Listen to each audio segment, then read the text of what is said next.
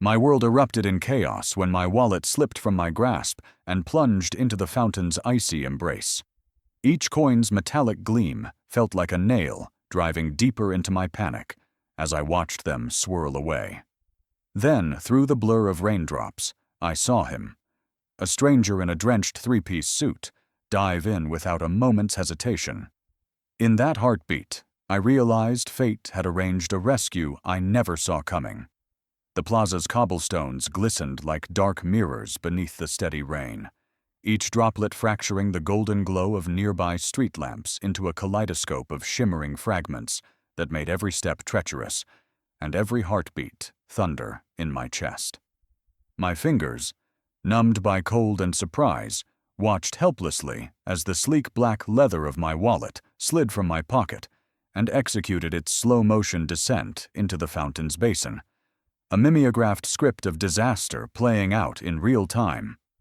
A ripple exploded outward on the fountain's surface, coins and cards dancing atop the water like drifting lanterns, and I pressed my palms to the marble rim, breath-catching as the echo of splashing water pounded through my veins. The air filled with the scent of wet stone and moss, a heady perfume that sharpened my sense of disorientation as I peered into the murky depths, each spinning credit card a tiny testament to my growing dread. From the corner of the square, I heard the soft clip of leather against tile, a deliberate, measured pace that felt oddly calming against the pounding of my anxiety-driven pulse. He knelt at the fountain's edge, the fabric of his charcoal suit trousers clinging to his legs, the cuff of his tailored jacket riding up to reveal a crisp white cuff, secured by a silver cufflink glinting in the lamplight. Water surged around him as he extended a polished Oxford into the frenzy, toes balanced on the slim ledge, fingers slicing through the swirl to snatch a drifting Visa card before they froze and plunged deeper for the leather case. The fountain's spray exploded in a crystal arc, droplets suspended like diamonds around him as he hunted each piece of my livelihood with the precision of a surgeon and the resolve of someone who'd long ago decided that no act of kindness was too small to forego. I watched, breath suspended, as he rose, my wallet cupped between two steady fingers.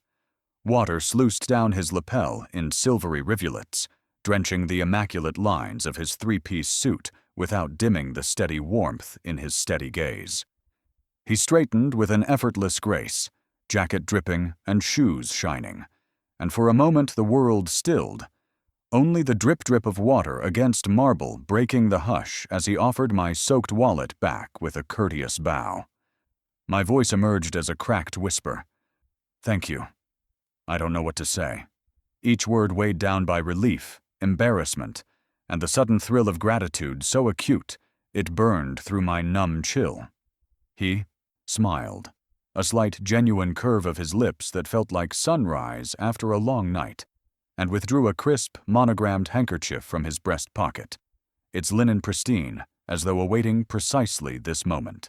The gold-embroidered initials, M and A interlocked, caught the fountain's glow, hinting at sophistication and a life far removed from this damp plaza. I dabbed at my sleeves while marveling at his effortless blend of formality and empathy. He pressed the handkerchief into my unsteady grasp and advised, "Better dry it soon. Water's worst effect is unseen damage," his voice calm and measured, as if rescuing stranded wallets were simply another duty on his polished itinerary. Behind us, the plaza's bustle resumed. Distant laughter, trolley bells, the rumble of a passing tram.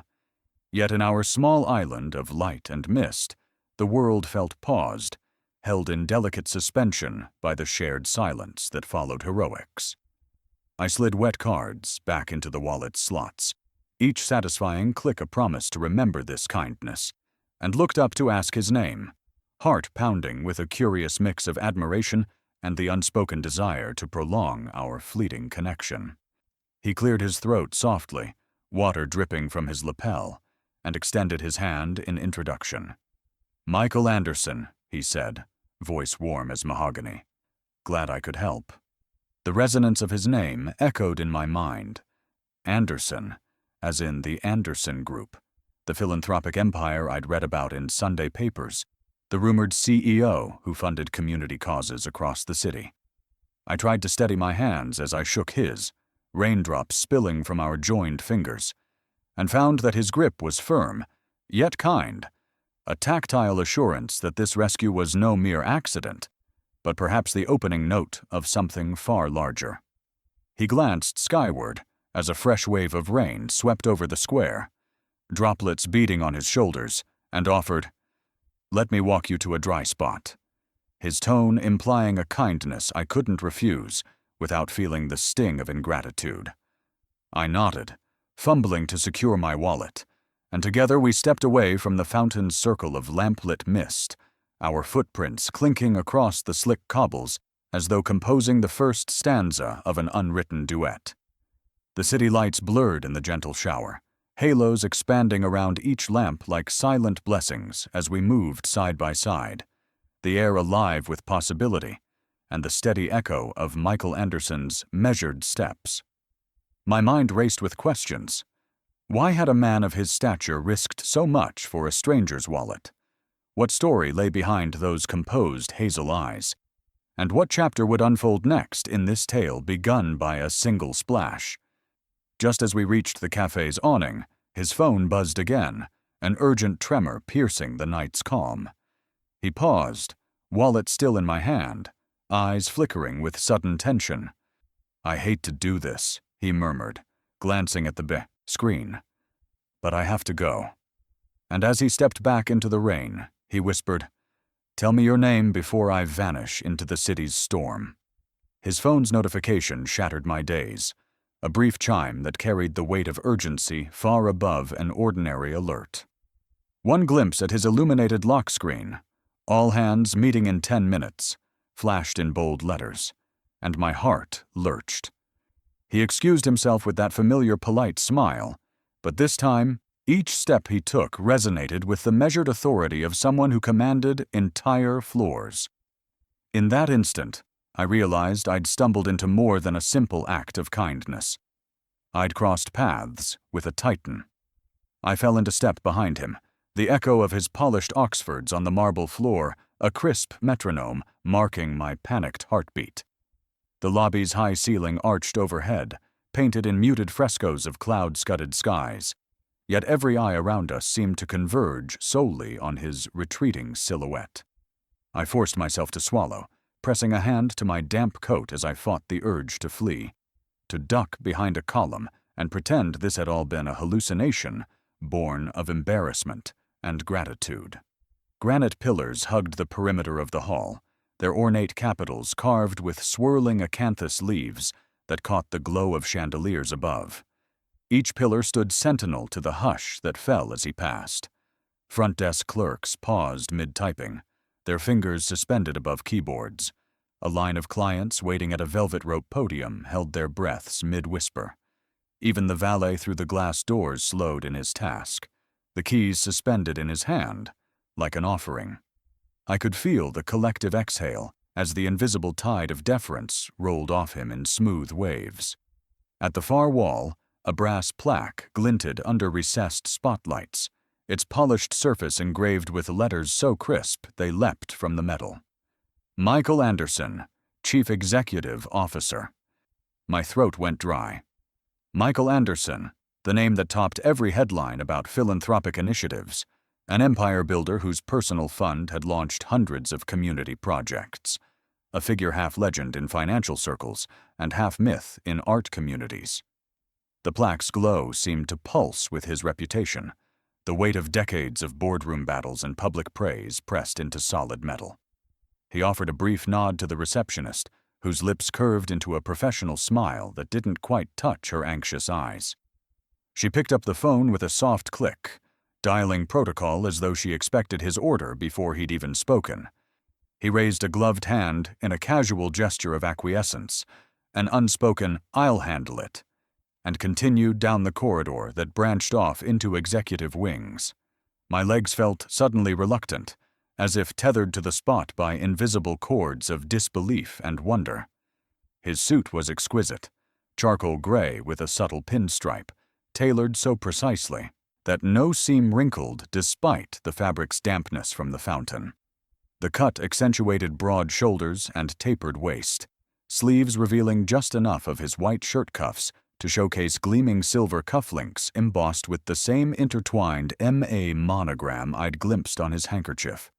Each element whispered of meticulous attention to detail, a sartorial proclamation that he moved through the world on his own terms.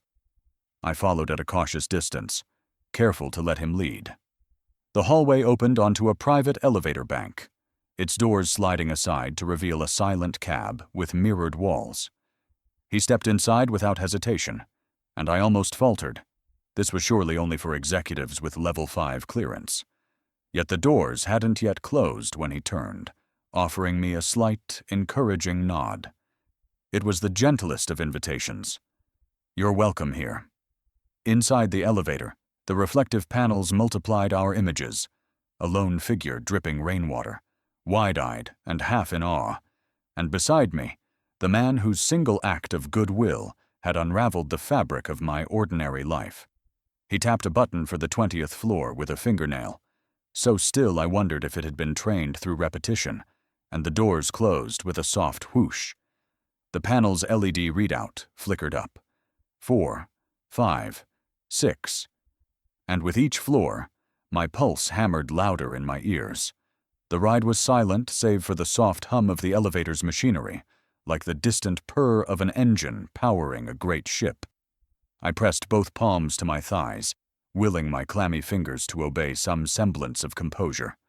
When the doors opened, I stepped out onto a carpeted hallway, whose thick pile muted our footsteps into a reassuring cushion. The walls here were lined with framed accolades, awards for innovation in community development, plaques celebrating economic leadership, photographs capturing ribbon cuttings and gala events. Each image was a testament to the reach of his influence, and I felt simultaneously honored and terrified to stand amid such symbols. He led me past closed doors bearing engraved nameplates: Executive Boardroom, Philanthropy Division, Research and Strategy, until we reached a sleek door marked only with his initials in brushed steel. He reached out, thumb poised over a discreet card reader, and the door slid open soundlessly. Inside was a room both intimate and monumental, a long table of dark polished walnut, chairs of Italian leather arranged with precision, and a wall-size digital display streaming live metrics of ongoing projects. Volunteer hours logged, funds dispersed, project timelines ahead of schedule. It was the command center of his philanthropic empire. I lingered near the threshold, heart thudding with a cocktail of excitement and imposter syndrome. He turned, offering me the sole spare seat at the head of the table, the spot of honor reserved for those who shaped strategy. His once easy smile returned, and he invited me to sit. The contrast between his effortless authority and the electric vulnerability I felt was almost too much to bear. I sank into the chair, its leather cool beneath me, and watched him tap the display, morphing graphs and charts into images of community art centers, youth workshops, and vibrant murals that sprang from previously barren walls. His voice was quiet, but unwavering, as he explained each program's scope, eyes flicking from screen to me, with the confidence of someone born to lead. All the while, I remained acutely conscious of my own soggy coat and trembling hands. I'd marched across a city plaza to retrieve my soaked wallet, only to find myself seated beside the very man orchestrating the revival of entire neighborhoods. My cheeks burned with the exquisite thrill of opportunity, wondering, wishing, nearly shaking at the enormity of what this could mean. He clicked an icon, and the screen zoomed in on a project proposal bearing my name, drafted, funded, and ready for implementation. My breath caught. Across the room, a discreet security officer stood at ease, as though my presence here was not only expected, but welcomed. The surrealism of it all cascaded through me like a tidal wave. Just as a nurse manager's impromptu rescue turned into a boardroom spectacle, he leaned back in his chair and regarded me with something more than curiosity, genuine investment. I opened my mouth to utter some inarticulate expression of gratitude or wonder, but the words failed. Instead, I watched as he smiled, folded his hands on the table, and said the words I never expected. "Wait, I'd like to buy you lunch," he said, voice warm yet carrying the undeniable weight of an offer that could rewrite both our stories. His eyes glimmered with challenge and promise, and the screens behind him faded into the background as I realized I stood on the precipice of a new life, one he was inviting me to share. And as the room's light softened, I knew that accepting his invitation would lead me far beyond retrieving lost wallets, and straight into the heart of a destiny I'd never dared dream. "Join me for lunch," he said so casually my mind refused to grasp it at first. The executive dining room shimmered with crystal chandeliers and linen-draped tables, a world apart from my cramped office cubicle. My knees felt weak as I accepted and followed him into that forbidden oasis. Could I really be dining next to the city's most powerful philanthropist? We stepped through a heavy mahogany doorway into a vaulted dining hall, its ceiling soaring 20 feet above, frescoed in pale golds and creams that caught every beam of light, and lent the room an almost celestial glow. Rows of tables dressed in ivory linen stretched toward a glittering chandelier, each place setting arranged with precision, polished silverware, stemmed crystal glasses, and folded napkins that stood like tiny monuments to etiquette.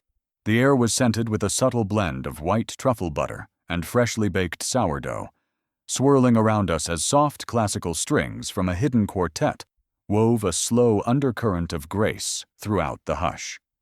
His assistants trailed behind, their heads bowed in respectful deference, then slipped away silently as if their presence were only required to usher me through this threshold into privilege.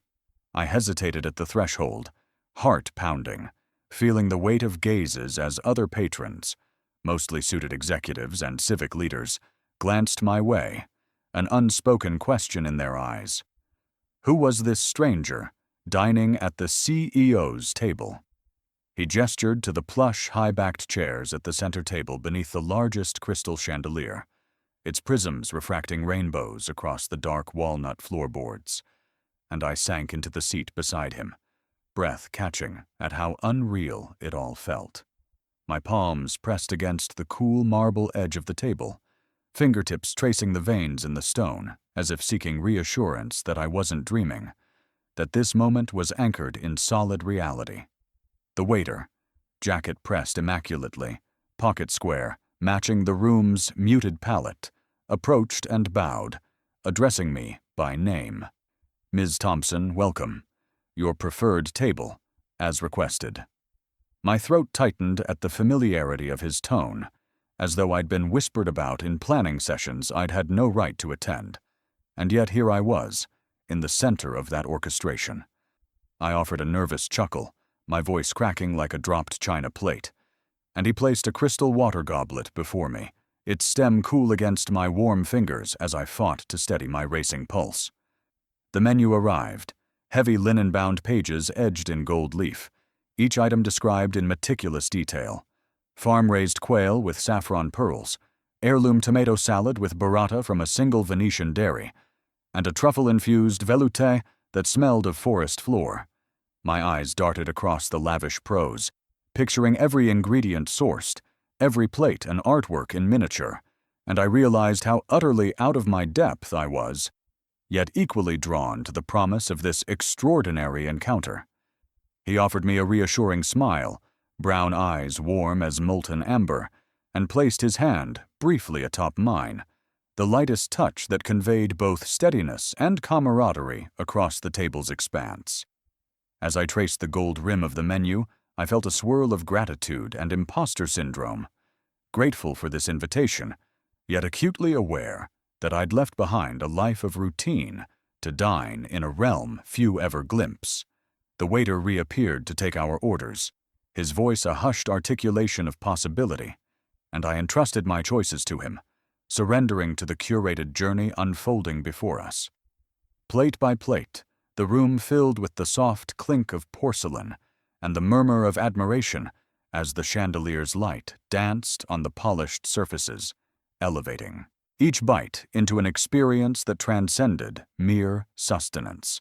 I stole glances at my companion, water cascading down his crisp white shirt folds, the cufflinks catching pinpricks of light, and felt the magnetic pull of his quiet authority, a force that both humbled and exhilarated me. He shared anecdotes of past lunches where deals had been struck and dreams had taken shape over courses far less extravagant, reminding me that beneath the ritual lay power wielded with purpose. I poured a sip of crystalline water, letting its cool simplicity contrast the richness of my surroundings, and marveled at how one phrase, "Join me for lunch," had rewritten every expectation I'd held that day. The conversation flowed effortlessly from art to community initiatives, his questions probing yet genuine, as though he truly sought to understand my vision rather than merely perform corporate courtesy. At one point, he paused, lifted his chin, and surveyed the room with a glance that drew in the entire space: chandelier prisms, linen swirls, silent servers, and made it feel like the stage for the next act of our shared story. My laughter bubbled up again, brighter this time, as I realized I was not merely a guest, but a participant in something grander, a co-author of plans that might reshape neighborhoods rather than boardroom quarterly forecasts. Fork poised over a perfectly arranged beet carpaccio, I realized no meal in my past had felt so charged with possibility, each bite a symbol of the hospitality that bridged the gulf between my life and his. The final amuse-bouche arrived, iced rose petal sorbet in a crystal dish, its scent delicate and otherworldly, and I savored the moment, aware that the real main course had yet to be served. He set down his silver spoon and leaned forward, eyes locking onto mine with an intensity that warmed the room. What would you do with real power behind you? The world seemed to quiet in that instant, chandelier prisms pausing in mid-refraction as his question echoed off marble and glass, and I felt the pulse of destiny thrumming at the rim of his inquiry. His gaze held mine, warm and unwavering, as the promise of that question settled between us, like a sacred vow. I lifted my fork, heart pounding, knowing that my answer here would chart the course of everything that followed. And in that hushed moment, surrounded by opulence and echoed by soft strums of the string quartet, I whispered, "I would build us a home for hope." Caviar felt like diamonds on my tongue, and yet I barely tasted it. His question hung between us like a dare, prodding me toward truths I'd long kept buried. I gathered my courage and spoke of my dream, a community arts center for underprivileged youth. His gaze never wavered, as if weighing each syllable for its truth. I lifted the mother-of-pearl spoon, the tiny spheres rolling across its concave surface with a gentle clink, and felt my throat tightens. Their briny sweetness collided absurdly with the weight of my confession waiting on my lips. Across from me, he paused mid-bite, fork suspended in midair over a bed of microgreens, and turned those deep hazel eyes on me, the soft gleam of the chandelier reflecting in his pupils as if shining a spotlight on my most vulnerable self. The polished mahogany table stretched between us, its surface a dark mirror flecked with candlelight, and I pressed my fingertips to its edge, drawing strength from its solidity, while my heart fluttered like a trapped bird in my chest.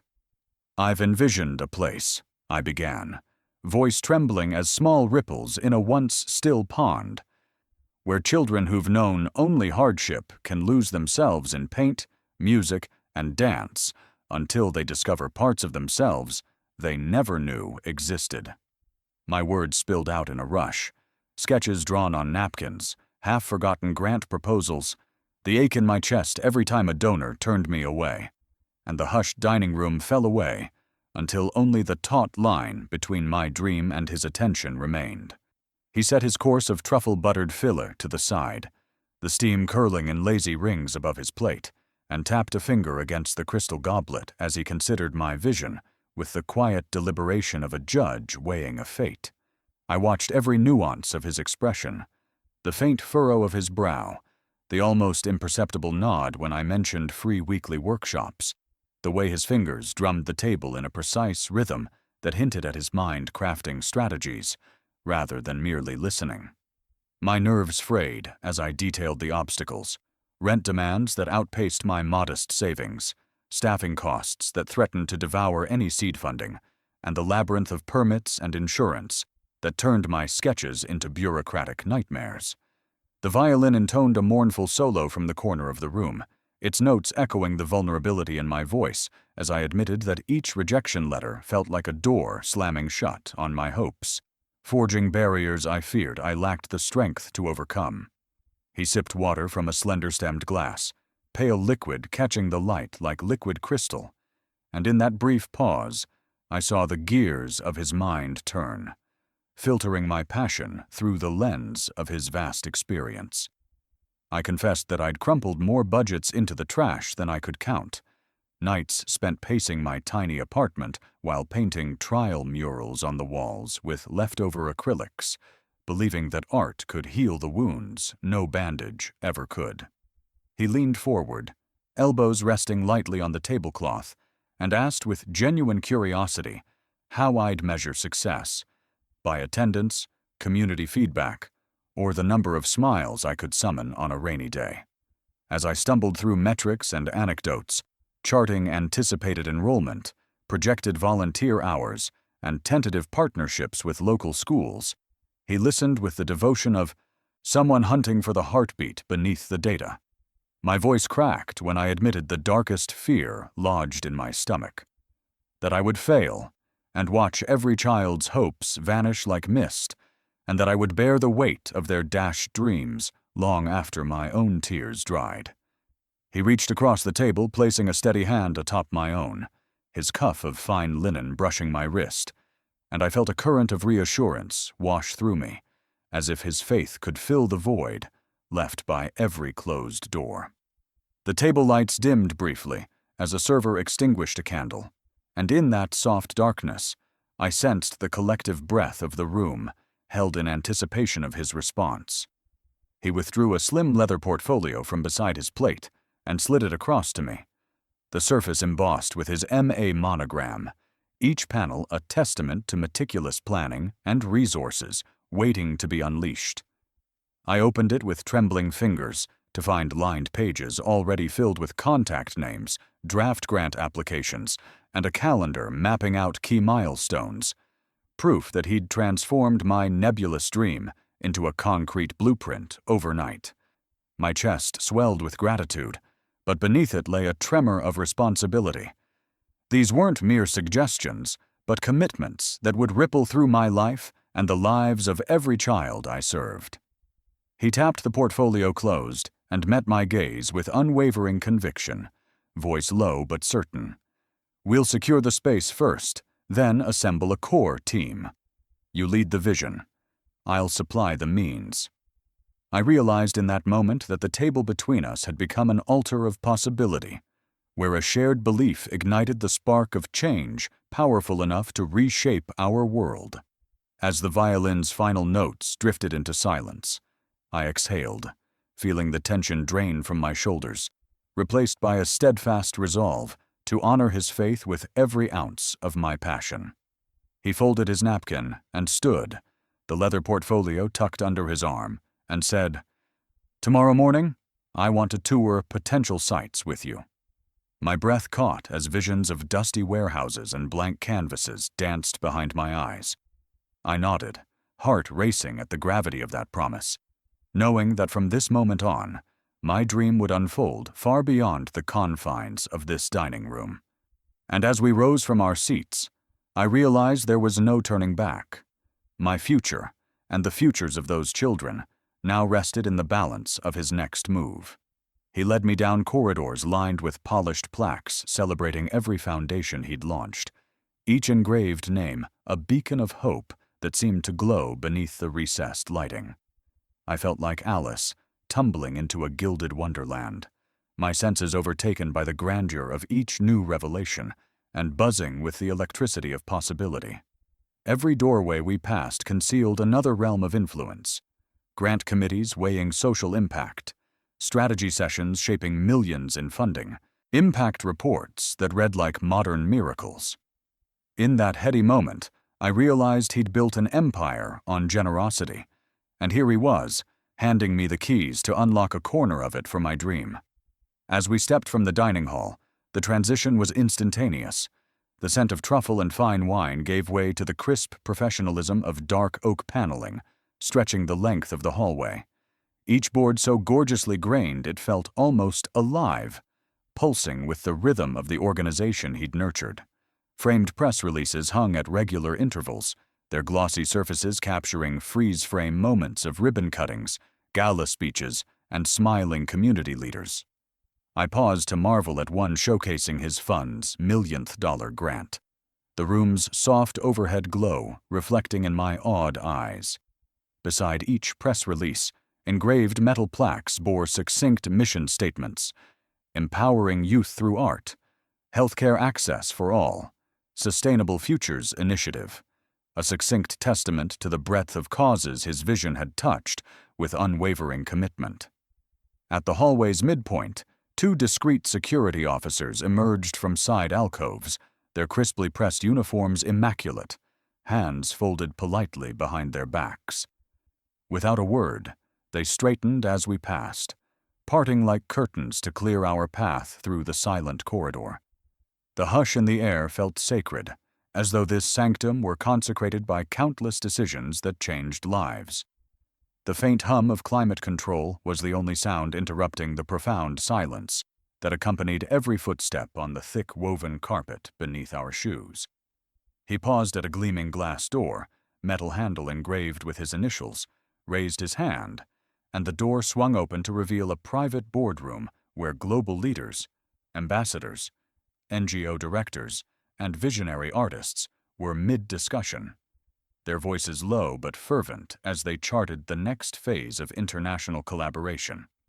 The boardroom table was a rich slab of mahogany, its surface polished to mirror finish, surrounded by high-backed leather chairs that bore the subtle indentation of many officials who'd leaned forward to shape policies and funding priorities.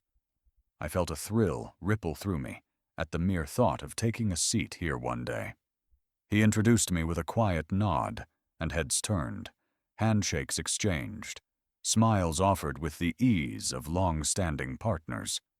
I scanned faces from every continent, each bearing the quiet assurance of someone accustomed to operating at the highest echelons of social progress. On the far wall, an array of large digital screens displayed real-time philanthropic metrics, donor engagement graphs rising in vibrant hues, project timelines mapped in dynamic color bands, and impact heat maps fading and intensifying as new grants shifted the landscape of need and response.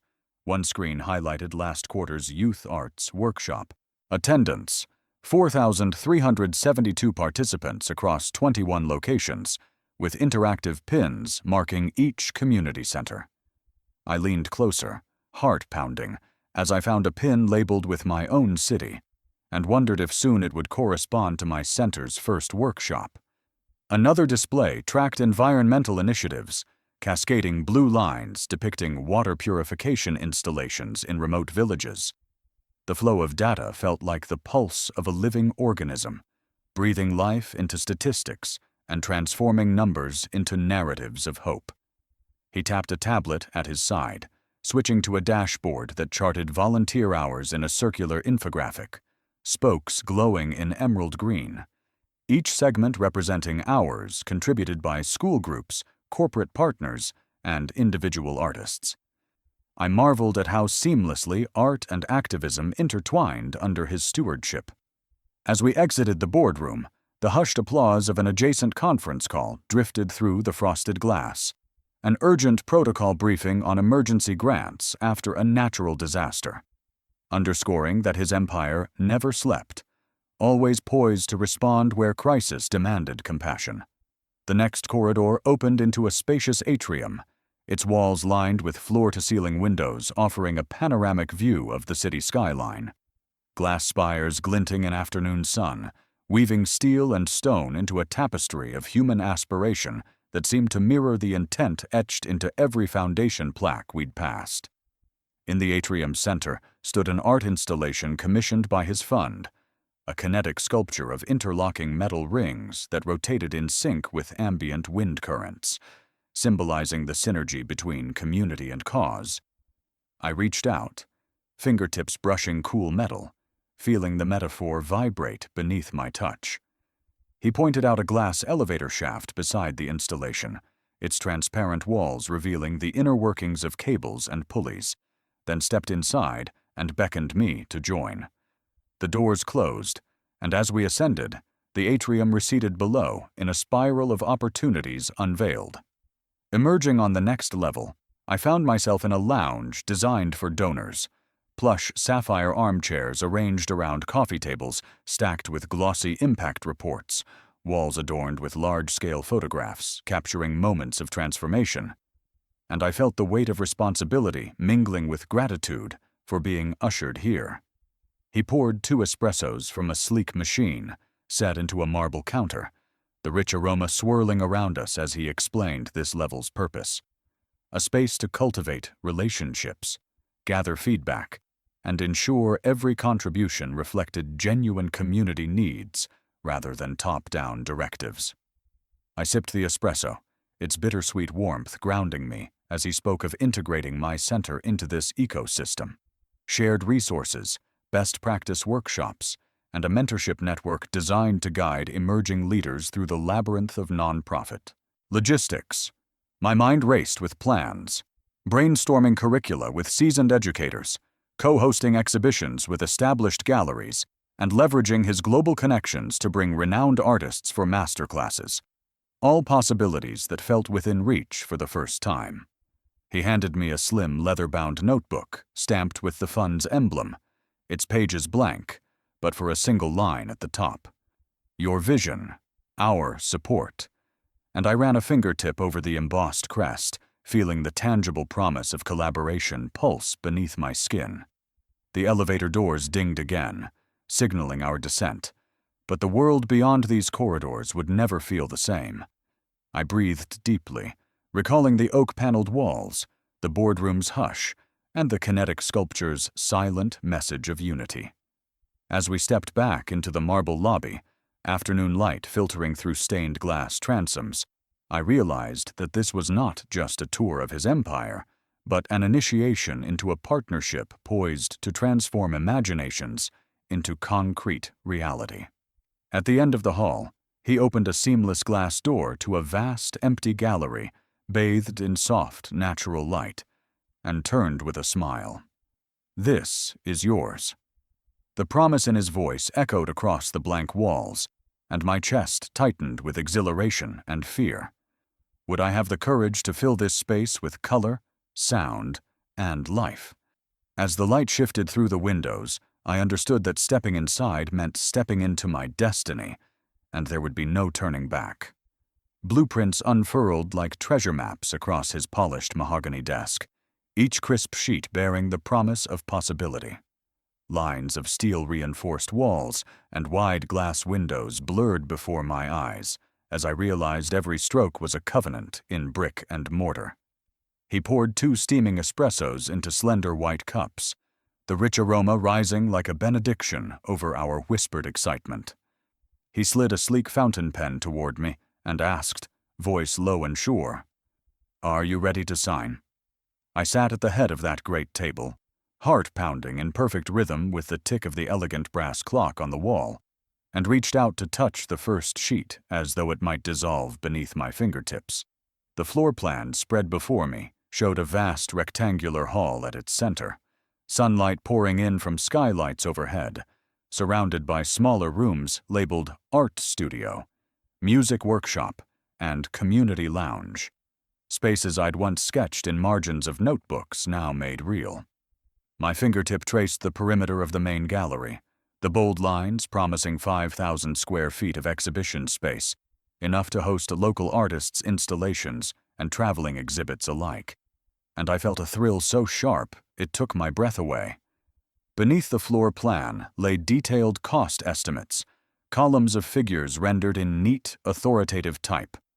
$125,000 for structural renovations, $45,000 for soundproofing and lighting rigs, and $30,000 for ADA-compliant restrooms and entry ramps, investments that turned dream into structure. I swallowed hard and read the next line. $75,000 for permanent staff salaries, program director, studio manager, community outreach coordinator, a commitment not only to building walls, but to forging a living, breathing organization. My mind raced, mapping these figures onto every long night I'd spent brainstorming in my cramped apartment, the weight of each dollar now pressing into my chest alongside the weight of responsibility. He watched me with that same steady gaze I'd come to trust, silver cufflinks gleaming as he folded his hands atop a bound stack of supporting documents, grant applications in draft, letters of intent from potential partners, and dotted line agreements awaiting signatures. When I glanced up, meeting his calm eyes, I saw no trace of impatience, only the quiet assurance that every number had been vetted, every plan polished, every obstacle foreseen and provisioned against. I cleared my throat, voice trembling like a bird on the brink of flight, and whispered, This is more than I ever dared imagine." He inclined his head, lips curving in a warm smile, and said, "It's exactly what you described. Now let's make it official." Heat flushed my cheeks as I picked up the pen, its weight balanced perfectly between my fingers, a tool of transformation that felt both thrilling and terrifying. Beneath the signature line, my name was printed in bold.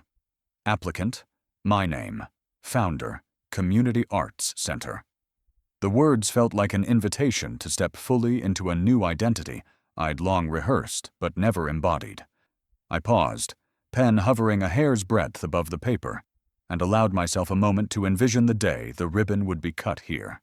Children's laughter echoing off fresh walls, paintbrushes swirling vibrant murals, guitars strumming under open rafters. My breath caught as I imagined families queuing at the front steps, volunteers guiding tours of newly equipped studios, and local media capturing every inaugural speech, a living testament to what belief and backing could achieve. He leaned forward, voice soft as velvet, and said, "Signing today unlocks the first tranche of funding, $200,000 within 48 hours, vendor contracts ready to go." The gravity of his words settled in my stomach like a stone, both grounding and galvanizing every nerve ending in my body. This was not a promise, but a guarantee, forged in trust and sealed by ink. I let the pen tip brush the paper in a delicate caress, feeling the fibers yield beneath the gold-plated barrel, and lifted my gaze to him, searching for any sign of hesitation, only to find unwavering belief shining back. My pulse thundered in my ears as I pressed the pen down, the tip kissing the line with a precise click that reverberated like the toll of a ship's bell announcing departure from known shores. A soft exhalation escaped me, and I watched ink flow beneath my hand, curving into letters that spelled my commitment to every youth who would one day call this place a refuge. He reached across the desk and gently covered my signature with his own, bold, authoritative strokes that bound our destinies in partnership, a pact to build not only walls, but futures. Together, we leaned back, our hands still resting on the wood grain, and surveyed the suite of documents now sanctified by our marks. The desk lights gleamed off the glass of the coffee cups, and I felt the residual warmth seep into my veins, carrying both the exhilaration of triumph and the tremor of new obligations. As we stood, he gathered the signed blueprints and passed me a bound copy, its leather cover embossed with our project name and the date. Community Arts Center, signed August 17th, 2025. I cradled that book against my chest, its weight both substantial and symbolic, the tangible beginning of a journey that would outlast my lifetime. He guided me to the floor-to-ceiling windows overlooking the city, where sunlight slanted through glass towers and neon signs beyond, casting prisms of color across the carpeted floor. "This center," he said, voice full of promise, "will stand as proof that art can transform lives. Your vision brought to life through shared purpose." My eyes brimmed with tears of joy and awe as I looked down at the blueprint pages, the lines and numbers now more than diagrams. They were the scaffolding on which hope would be built. I turned to express my gratitude, but he held up a hand and smiled. "We've made the first step," he said, "but there's always more work to be done." I nodded, determined to honor that truth with every ounce of my energy, ready to rally volunteers, coordinate mentors, and breathe life into these pages. Then, just as I was about to ask about next steps, his phone on the desk chimed, a sharp, urgent note that sliced through the serenity of our moment. He glanced at the screen, brows knitting in a sudden crease of concern, and set the device face up where I could see the message header. "Urgent. Board review required." He looked up, eyes shadowed with tension, and said, "This request could delay everything. Let's find a solution." My heart tightened as I realized that even signed blueprints and promises could be tested by forces beyond our control. Would bureaucratic hurdles stall our dream before it even broke ground? And as the afternoon light waned, I prepared to face the next challenge, determined that nothing would stop this center from rising. One memo can topple an empire. He read the text aloud. "Board approval pending," and the words landed like stones in my chest. My breath caught as I watched the serene poise in his eyes crack for the first time. Even his vast power bowed before the red tape of corporate protocol. The polished brass handle of his office door clicked shut behind the aide, whose crisp navy suit betrayed both professionalism and nervous deference. I stood beside his oversized swivel chair, rain-soaked lapel still clinging to his broad shoulder, and watched as he sliced open the confidential envelope with a silver letter opener. The blade's glint flickered in the soft office light, and the room seemed to hush in anticipation, the only sound the gentle rustle of parchment. My heart thundered when he pulled out the single sheet of heavyweight bond paper, scanned the embossed Anderson Group crest, and unfolded the missive. The aide hovered silently, hands folded as though in prayer, awaiting his reaction. His brow furrowed ever so slightly as he cleared his throat and began to read it aloud. Subject: Revised funding proposal, board approval pending. Effective immediately, the proposed $200,000 seed funding is subject to full board ratification. Please submit supplemental impact analysis and third-party audit within 14 business days. Each phrase felt like a blow, chipping away at the foundation we had so carefully built. The inked words blurred before my eyes as my pulse spiked and I struggled to steady my breathing.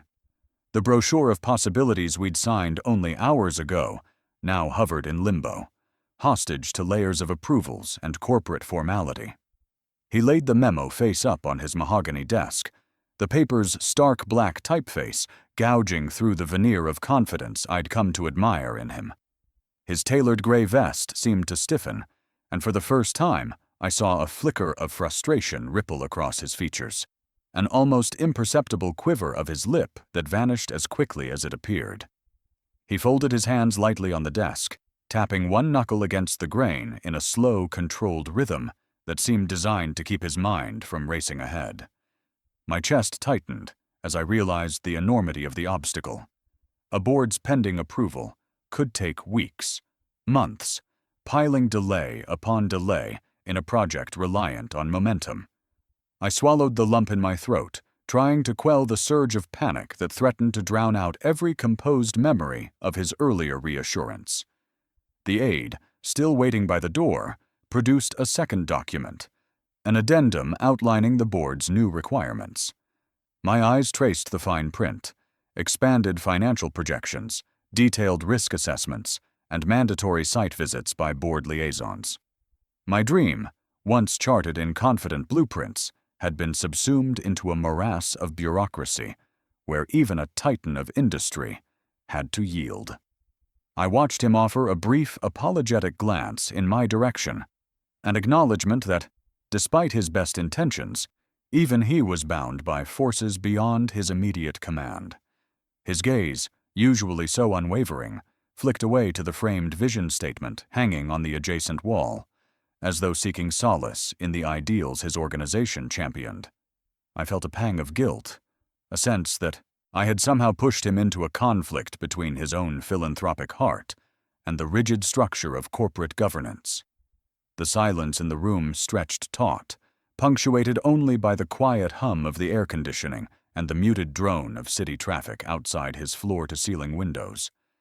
In this moment, the plush carpet beneath my feet felt suddenly constricting, the leather chairs arranged around his desk too formal for the raw tension in the air. I dared to speak, voice trembling slightly. "What happens now?" My words were nearly swallowed by the acoustics of the high-ceilinged office. He exhaled slowly, leaning back in his chair as he rubbed the bridge of his nose. "They require more data," he said, his tone measured but strained. "Impact projections, external audits, a representation to the board." He paused to collect his thoughts. "It's their prerogative. But it doesn't mean we stop." A flicker of relief danced through me at his resolve, yet doubt still gnawed at my gut. I pictured our meticulously plotted timeline, construction crews primed to break ground, volunteer orientation scheduled, and community outreach events slated to secure program participants, all stalled indefinitely.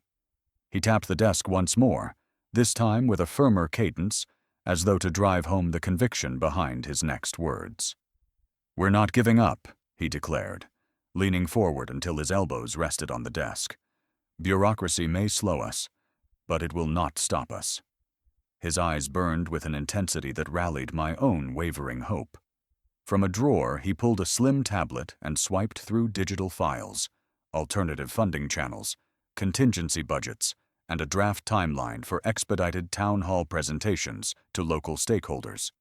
With each screen, he sketched on the fly, erasing here, highlighting there, transforming the static bureaucratic gag order into an evolving strategy war room. I studied his movements, marveling at how effortlessly he bridged the worlds of high finance and community service. His hand hovered over a share icon, ready to distribute our revised proposal to key allies outside the traditional board structure. City council members, philanthropic partners, and civic-minded investors who could apply gentle pressure from beyond the boardroom's ivy-covered walls. He glanced at me, an invitation in his hazel eyes. "I need your help," he said softly. "Your passion, your story. It's what will carry this through." My heart surged as I realized this was no longer a one-man crusade. He was enlisting me as co-strategist, partner in this defiant march. I nodded, emboldened by his confidence. "What do you need?" I asked, voice firmer than I felt. He tapped the tablet, pulling up a slide titled Next Steps. Bullet points appeared in rapid succession. Assemble community testimonials and visual impact stories. Schedule a public unveiling of project renderings at next week's city council meeting. Draft a letter of support from local nonprofit leaders. Seek conditional approval for pilot programs to demonstrate early benefits. Each item was a beacon of proactive defiance, evidence that we would outflank the paperwork with public momentum. He slid the tablet across the desk toward me, fingers brushing in passing, an electric contact that anchored our joint determination. A knock on the door snapped us back to the office's gravity. His assistant, flanked by two senior executives, entered with urgent expressions, reminding us that time and stature were ephemeral distractions before the board's formalities. He stood, smoothing his jacket, and extended his hand to me. "Come with me," he said, voice resolute. "It's time to take this fight beyond these walls." I rose, heart hammering with newfound purpose, and stepped forward into the corridor where every plaque and press release suddenly seemed to glow with strategic opportunity. He tapped the table once more, eyes blazing, and declared, "No, we'll find another path. Come with me." As we strode down the oak-paneled hallway toward the war room, My mind raced with anxious questions. Could we outmaneuver the board? Would our daring strategy survive the glare of public scrutiny? And as the door swung open to reveal a room brimming with senior advisors ready for battle, I knew our next move would define the fate of every child who awaited that community arts center. Within minutes, we were in a war room of doers and dreamers. His top advisors sat ready, blueprints on screens, spreadsheets at the ready. "This is her vision," he declared, igniting the room's energy. In that instant, I realized I'd never felt more supported, or more determined. We entered a spacious conference suite whose walls were glass panels, each scrollable with touch-sensitive displays flashing project data. Around a massive oval table sat a cross-section of experts, architects in crisp blue shirts checking structural load calculations, legal counsel in charcoal suits leafing through compliance checklists, and nonprofit directors clutching program outlines with eager anticipation. Their faces reflected the same spark I'd felt when he first rescued my wallet, only now magnified by the promise of real change. The room hummed with quiet anticipation as he took the head of the table and raised his voice just enough to command focus without drowning out the murmur of technical chatter. "This is her vision," he began, gesturing toward me with both pride and conviction. Instantly, every pair of eyes shifted, measuring me not as a stranger, but as the architect of our collective purpose. I sat forward, heart pounding, as blueprints flickered onto the main screen. Detailed CAD drawings overlaid with color-coded zones for studios, galleries, and community gathering spaces. I watched the architects lean in, styluses in hand, annotating room dimensions and sightlines, their excitement tangible. One senior architect, a woman with silver-streaked hair pulled back in a tight bun, tapped a notation. "High ceilings, natural light maximized, ideal for installations." Beside her, a structural engineer adjusted beam tolerances on a 3D model, explaining how repositioning columns by just 2 feet would open up additional floor space for workshops. Dust motes danced in the overhead LED glow as he navigated through cross-sections and elevations with precision. Legal counsel chimed in next, their voices crisp with expertise. A tall man in a navy pinstripe suit pointed to a chart of zoning ordinances. "We'll need conditional use permits for extended hours and art classes," he advised, clicking to display compliance timelines. "But with your philanthropic track record, we can request expedited reviews." His colleague, a specialist in nonprofit governance, added, "I have draft bylaws ready, articles of incorporation, board structure proposals, and conflict of interest policies. We can submit these alongside the environmental impact statement." As the legal team presented, our designer sketched mood boards on a side screen, vibrant murals in primary colors, modular furniture that could be reconfigured for open mic nights, and acoustic paneling in artful patterns. The table buzzed with synergy, creative flair meeting practical rigor. Every suggestion was met with nods and thumbs-up icons on the digital dashboard, a real-time vote of confidence that transformed theoretical plans into collaborative reality. Then he stood, smoothing back his damp hair with a single gesture, and delivered what felt like a keynote address. His tone blended corporate gravitas with heartfelt passion. "We're not just building a center," he said, voice warm, yet authoritative. "We're building a catalyst for community transformation. This space will be the epicenter of hope, a place where creativity and compassion intersect." He outlined the timeline: construction crews ready in 3 weeks, a marketing campaign launching concurrently, and a community town hall scheduled to gather local support.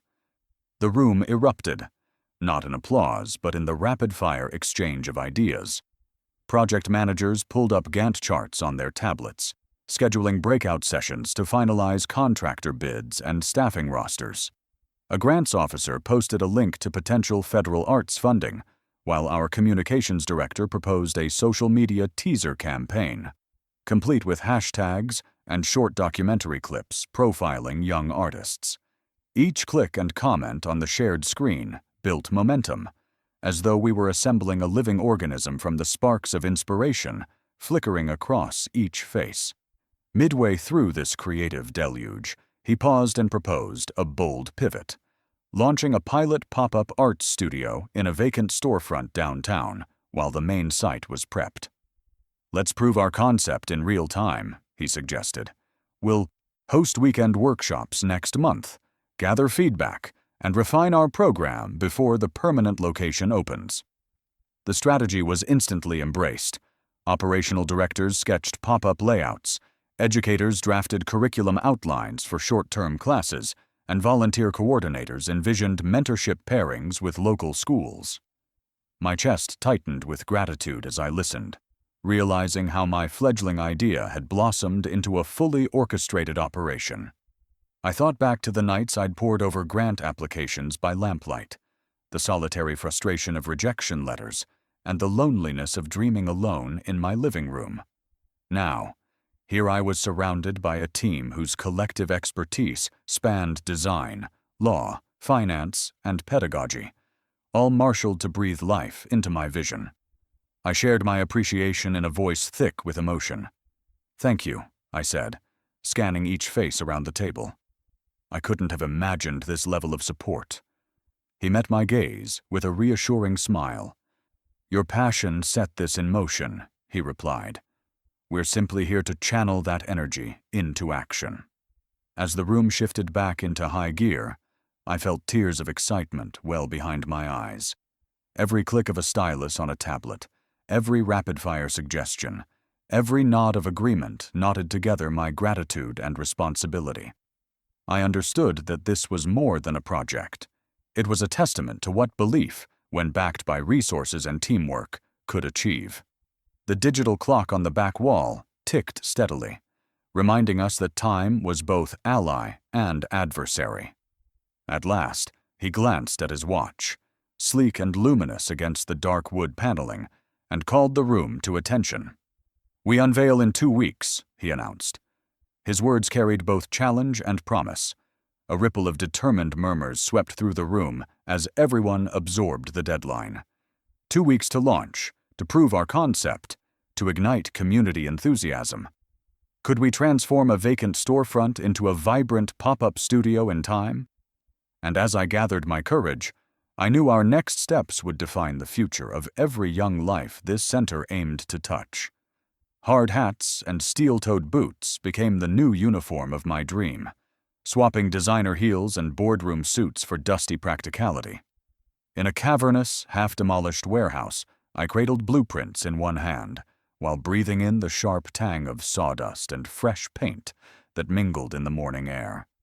He knelt by a rough-hewn support beam, tracing a finger along its grain as though shaping the center with his own hands. His sleeves rolled up to reveal forearms dusted in plaster. In that moment, I realized that dreams demand elbow grease as much as good intentions, and that we were finally ready to build more than hopes on paper.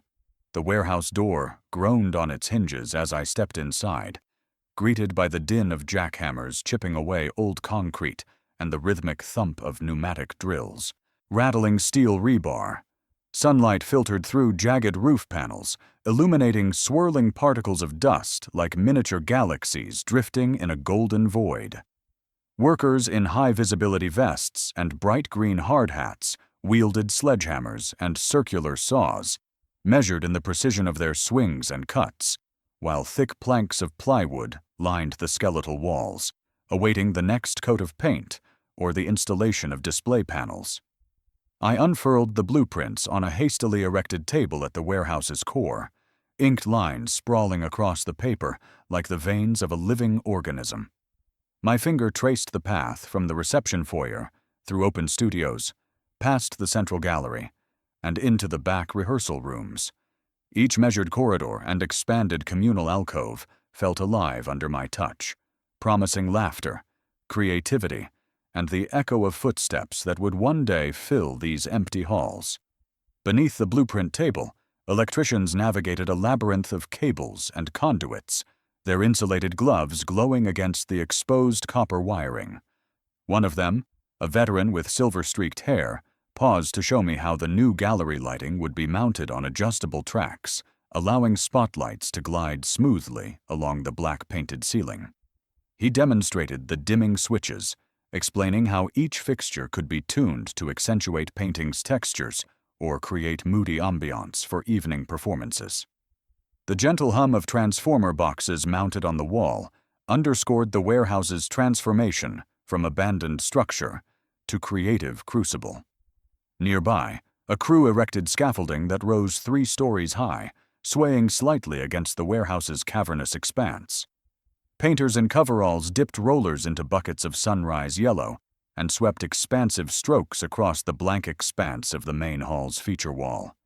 The color burst into life, filling the cold concrete space with warmth and optimism, the first real hint of the vibrant energy that would one day greet every visitor.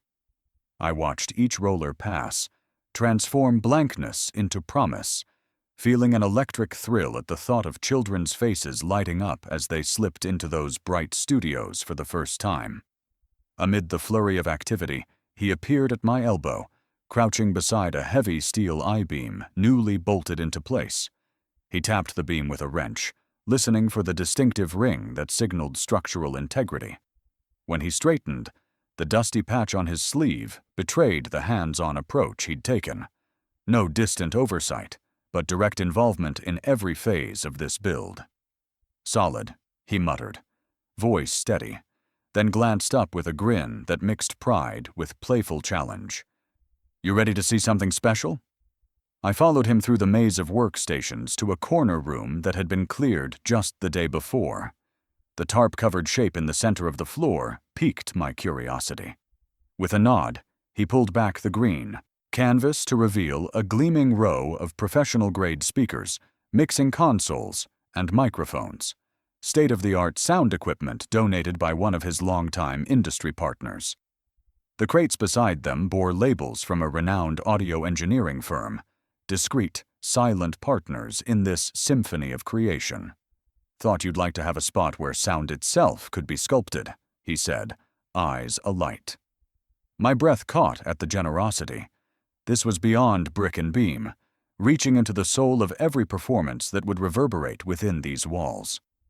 I ran my hands over the smooth contours of the speaker cabinets, imagining the resonance that would soon fill the rehearsal rooms and gallery corridors. The mixing console's tactile faders glowed under protective plastic, waiting for the touch of budding musicians to shape the acoustics of their first recordings. It struck me then how deeply he'd thought of every sensory detail, from the warm sunlight in the studios to the crisp, clear tones that would flow through this gifted equipment. As I stood there, gratitude welled within me, a tide of emotion that threatened to spill over. I thought of all the nights I'd gazed at my small home speakers, dreaming of the day I could share my voice in a space built for creation rather than survival. Now this warehouse, had become a canvas large enough to hold every note, every brushstroke, every whispered hope. We paused in the main corridor, the sunset yellow walls glowing softly in the late afternoon light. He turned to me, dust smudging his brow, and said, "We've got 2 weeks to finish the build-out before the pop-up launches. Then the pilot programs start rolling." His tone carried both urgency and excitement, a reminder that the countdown had begun in earnest. I nodded, heart racing with both the weight of responsibility and the exhilaration of possibility. I stepped back into the open warehouse floor, surrounded by the clatter of tools and the steady rhythm of construction. The space seemed to breathe around me, each beam and steel girder echoing the promise of what we were erecting. As I surveyed the progress, from the freshly painted walls to the racks of sound gear waiting patiently in their corner, I felt a quiet certainty settle deep in my chest. This place was more than a building. It was a testament to collaboration, resilience, and the transformative power of shared vision.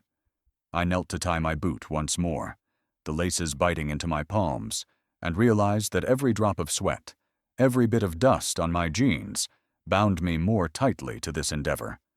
My own hands would leave their mark here, through painting, planning, or guiding workshops.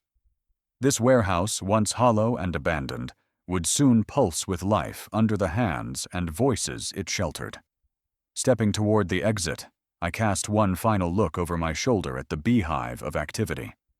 The promise of finished studios, vibrant performances, and community. Gatherings shimmered in the air, like heat waves over a summer runway. In his three-piece suit, he merged seamlessly with the practical chaos, a living bridge between ambition and execution.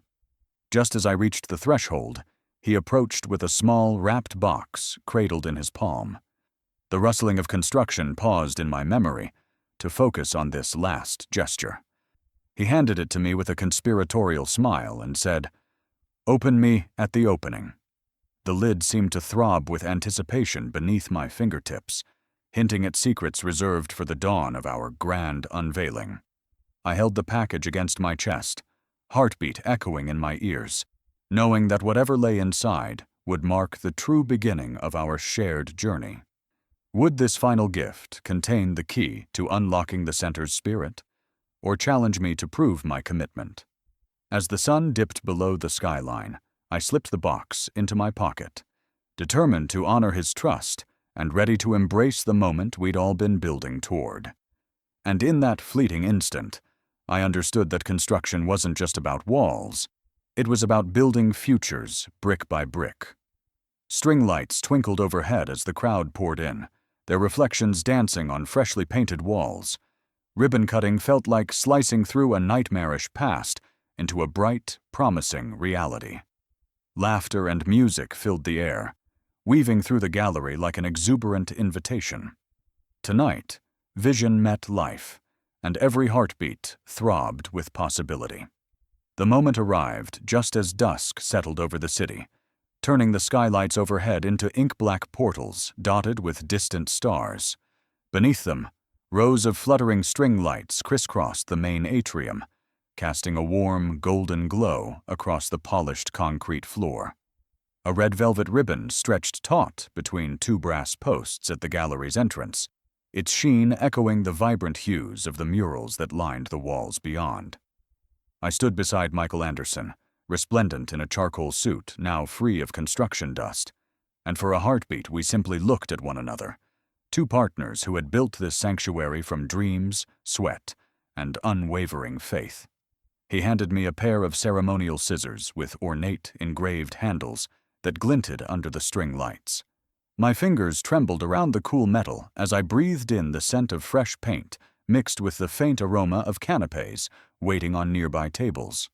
The murmur of anticipation from the assembled guests, community leaders, donors, local artists, and families, rose into a crescendo of excitement that reverberated through my chest.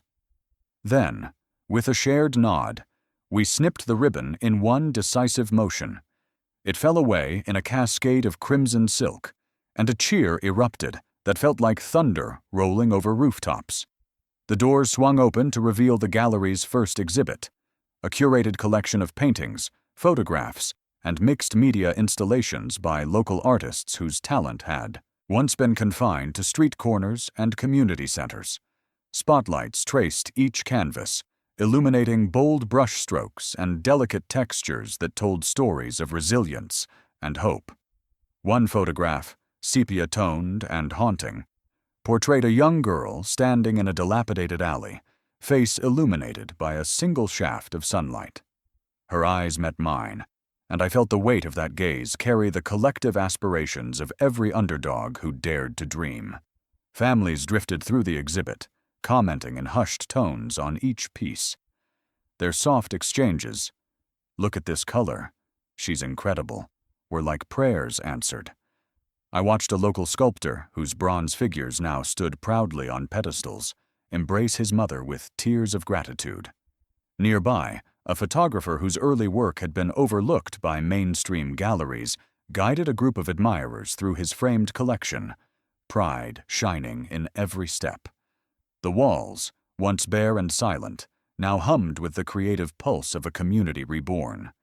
In the side alcove, Children gathered around a long table covered with plastic sheeting and jars of acrylic paint.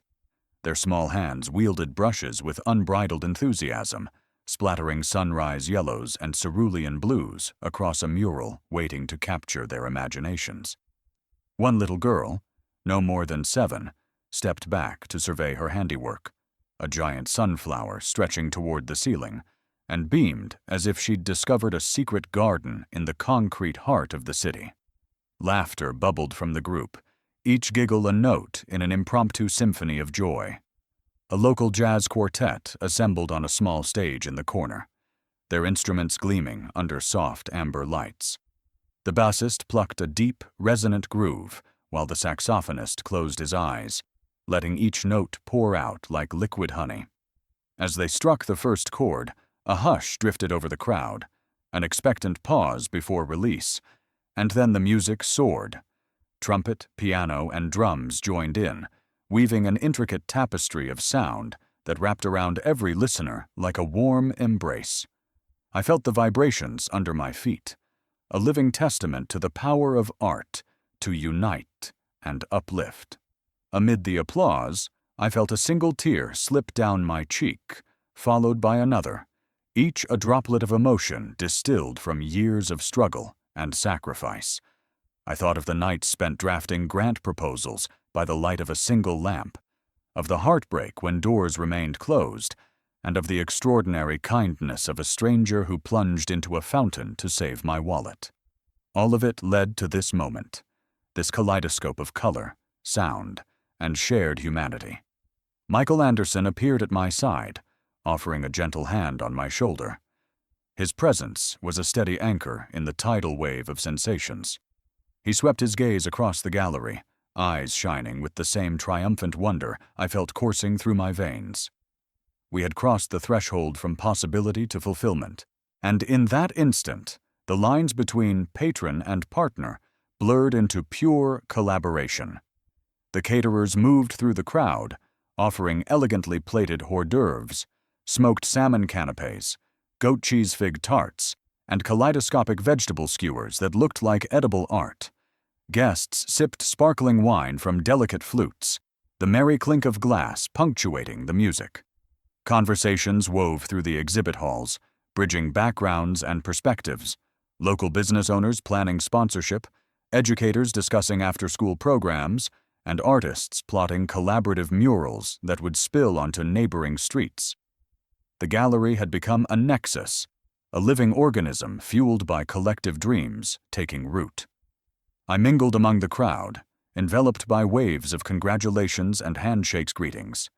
Each congratulations felt like a sunrise, warming, bright, and promising. Yet beneath my smile lay the steady pulse of responsibility. I understood that this grand opening was not an endpoint, but a starting line. The balance of volunteers to instructors, the timing of exhibitions, and the nurturing of fledgling talent would shape the center's legacy long after this celebratory night. As the jazz quartet transitioned into a soulful ballad, the notes drifting upward like incense, I glanced toward the back of the gallery. A heavy curtain framed a small doorway marked Team Only, its velvet folds pulsing with hidden promise. I sensed that another surprise, another invitation, awaited me beyond that veil. Just as the applause for the quartet's finale began to fade, I felt Michael's hand on my back and heard the soft rustle of paper. He slipped me a folded note, its envelope bearing my name in elegant script. My pulse quickened as I unfolded it, scanning the short message. "Meet me behind the curtain. I have one more gift for you." My breath caught at the prospect of yet one more revelation, my mind racing with possibilities. Was this another piece of the center's puzzle? An unexpected partnership? A seated scholarship? Or perhaps a personal testament to our journey? The warm glow of the gallery lights seemed to steady me, infusing courage into every trembling fiber of my being. With the ribbon cutting behind me and the crowd's cheers still echoing, I slipped the note into my pocket and turned toward that velvet curtain. As I stepped through, the murmur of celebration fell away, replaced by hushed anticipation. and in the private glow of the backstage light, I prepared to receive the final gift that would seal this night as the true birth of our dream. Behind that crimson curtain, the real magic waited in the hush of anticipation and the soft glow of backstage lights. His eyes glistened as he handed me a time-worn leather journal, its cover embossed with initials that seemed to pulse with promise. Inside lay a collection of letters from future patrons, each pledging support, each testifying to belief in my vision. In that moment, I understood my dream had transcended blueprints and ceremonies to become a living, breathing story. The backstage corridor was a world apart from the exuberant hum of the gallery beyond. Heavy velvet drapes muffled the strains of the celebratory music, replacing them with silence, punctuated only by distant footsteps and the dull thump of overhead lights.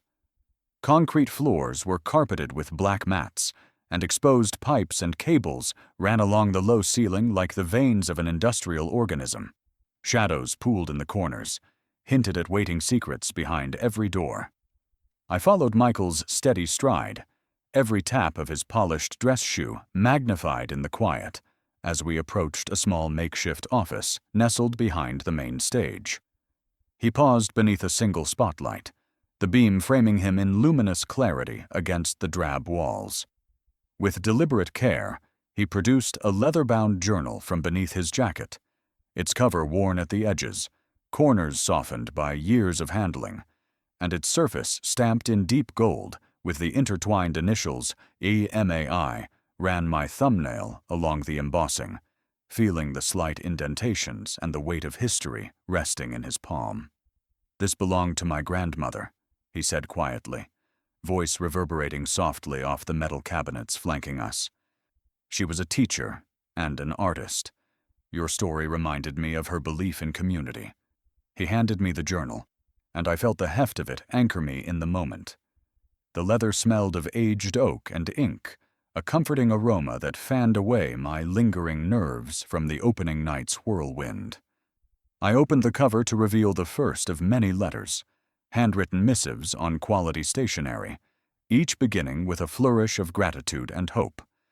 The first letter bore a local business leader's signature, pledging seed funding to sponsor free after-school programs for the first year. The next, from a retired art professor, offered pro bono mentorship workshops to sharpen young talents' techniques. A third note, in looping cursive, promised a partnership with a regional gallery to host annual exhibitions featuring work from our community artists. As I read each line, letters spilled from trembling fingertips, each word a lifeline cast across the gulf between aspiration and realization. I traced a particularly poignant sentence. "Your center will revive the soul of our neighborhood. Its success is the success of us all." My breath caught at the collective faith woven into these pages. Here were commitments, not vague intentions, but concrete offers of support, collaboration, and mentorship. The journal bore evidence of lives invested in the chapters yet unwritten, and I felt the profound weight of responsibility settle in my chest. Michael watched me with a gentle smile, recognizing the mixture of awe and trepidation in my eyes. "These letters are letters of intent," he explained. "They're not just words, on paper. They're agreements, standing promises that your dream has kindled a movement." His tone conveyed reverence for the journal's contents, as though he too honored each writer's pledge by preserving their words in this heirloom. The backstage lights flickered overhead, casting a soft amber glow across the journal's open pages. I leaned in, absorbing every detail, the paper's slightly textured grain, the varied penmanship, from bold block letters to delicate Spencerian loops, and the subtle moisture at the corners of my own eyes. This was the human dimension of philanthropy, the faces and stories behind the numbers, the personal stakes behind each dollar committed. My heart swelled as I turned page after page, encountering testimonials from past beneficiaries who'd transformed under the wings of similar centers. A painter described how he had discovered color again after years of hardship, A cellist recounted finding her voice in music when words failed her. A poet spoke of using verse to channel pain into beauty. Their narratives intertwined with my own, forming a tapestry of courage and renewal that stretched across generations. It was as if the journal had become a living archive of collective resilience. I paused at a letter sealed with wax, the emblem matching the monogram on the cover. Carefully breaking the seal, I found an invitation to an annual gala, an event I had once attended only as a hopeful volunteer, never imagining I'd one day be at its center. The letter's ink remained crisp, the margin note reading, "We expect great things. Consider this the next step in your journey." A flutter of excitement raced through me. Those great things now had a fertile ground in which to grow. Above us, a distant murmur hinted that preparations for evening performances continued. A drummer checking cymbals, a violinist warming her instrument, voices practicing lines for introductory speeches. Yet in our pocket of backstage serenity, the journal anchored me, turning abstract dreams into tangible commitments. Each letter's writer would soon walk through the ribboned door of the center, their presence a living testament to our shared vision. I closed the journal gently, mindful of its delicate binding, and raised my eyes to Michael. His expression was suffused with pride and quiet joy, as though he'd unlocked a treasure not only for me, but for every soul in our community. He rested a hand on my shoulder, the contact a steady reassurance that I would not walk this path alone. The soft click of heels announced another arrival, the event coordinator, ready with the next schedule of backstage cues. I slipped the journal into my bag, the leather cover brushing my leg with weighty promise. My pulse thrummed with anticipation for what lay ahead. Performances, speeches, community celebrations, all underpinned by the steadfast backing documented in those pages. For a long moment, we simply stood in that hushed corridor, the red curtain whispering behind us as if applauding our revelation. I whispered a heartfelt, "Thank you," aware that no words could encompass my gratitude for the outpouring of faith now archived in my hands. He only nodded, his gaze drifting toward the stage lights and the expectant crowd beyond. He paused, voice thick with emotion, and said, "This is just the start of your legacy." As he guided me back toward the glittering gallery, I felt the weight of every letter's promise pressing against my ribs. Could I honor these commitments and breathe life into each pledge, transforming words into action? With the leather journal tucked safely in my bag, and my heart aflame with purpose, I steeled myself for the journey ahead, one that would redefine not only my dream, but the destiny of our entire community. From that balcony, the gallery below pulsed with life, each footstep in the main hall a heartbeat in the living organism we had birthed. Every radiant smile, every whispered word of gratitude was proof that belief can build more than walls. It builds hope. He raised a glass high above the crowd, then slowly turned it toward me in a gesture of shared triumph and trust. Sometimes the greatest gift isn't money. It's someone seeing your worth and choosing to invest in it with unwavering faith. We gathered on the mezzanine balcony overlooking the transformed warehouse, its once dusty floors now gleaming under soft uplighting. He lifted his champagne flute, crystal catching the glow of trailing fairy lights, and invited everyone's attention with a clear, confident voice. "To art that binds us, to community that carries us, and to dreams realized through collective will," he toasted. The assembled guests, a mosaic of local artists, civic leaders, volunteers, and beneficiaries, lifted their glasses in unison, the soft chime of crystal echoing like distant church bells. I felt the ripple of their enthusiasm wash over me, warming me from within as I clutched my own glass, heart pounding with gratitude and awe. His toast was both a culmination of months of relentless effort and a proclamation of a future we would build together, brick by painted brick. As the applause subsided, the DJ cued a montage of photographs and video clips projected onto the far wall. children's laughter as they dabbed bright pigments onto the community mural, volunteers guiding parents through a candle-making workshop, a local jazz ensemble improvising under the newly installed lights, and candid shots of Michael and me huddled over blueprints in the early stages of planning. The montage unfolded like a vivid tapestry of transformation, each frame stitched with purpose and passion. I watched faces I recognized, young painters stepping into their first exhibit, elderly residents marveling at the rehabbed acoustic panels, aspiring poets reading their work at an open mic night. And I felt a swell of pride, so deep it threatened to spill as tears. Those images weren't staged for press. They were authentic windows into lives rewoven by our shared vision. Midway through the montage, Michael raised his hand for silence and pivoted the narrative toward the future. With measured calm, he announced the establishment of a permanent endowment in my name, a fund seeded with a multi-million-dollar gift to ensure the center's sustainability. He explained how the Anderson My Name Creative Endowment would underwrite operating costs, scholarships for low-income artists, and rapid response grants for community-led projects. Murmurs of approval and gasps of joy rose from the crowd as the magnitude of his gesture registered. This was not a one-time grant, but a living legacy designed to empower generations. I felt the room tilt beneath me with the weight of his commitment, as though the very foundation of my dream had been anchored in bedrock. Hand wrapped around the stem of my flute, I turned to meet the eyes of those closest to me. Artists I'd mentored, teachers who'd offered workshops, volunteers who'd painted every doorframe. I saw reflections of hope reborn, conviction rekindled, and futures unburdened by the struggle that had so long defined our community.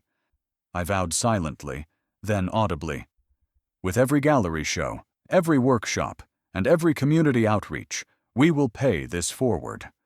We will honor this gift by fueling dreams as we have been fueled. My words rippled into a hushed reverence, each syllable leaving an imprint on the assembled hearts. The promise wasn't just rhetorical, it was a pact binding us together in stewardship of this shared sanctuary. Tears of gratitude slipped down my cheeks as I recalled the darkest days, the budget drafts that collapsed under scrutiny, the echoing rejections from sponsors, the sleepless nights spent dreaming alone. Now, I stood enveloped by evidence that collective belief could shatter every barrier. I pressed my glass to my lips, tasting the effervescence against the salt of emotion, and turned back to Michael. His gaze met mine with unwavering warmth, an unspoken affirmation that this was only the prelude to a symphony of impact. In that moment, I recognized the true gift he had given me, not simply resources, but a community galvanized by trust and possibility. As the night waned and guests drifted toward exit conversations under twinkling lights, Michael slipped me his elegant card once more, fingers brushing mine.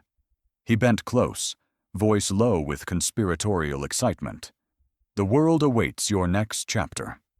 My heart fluttered at the promise of adventures yet uncharted, international residencies, mobile art caravans, digital platforms to amplify our artists.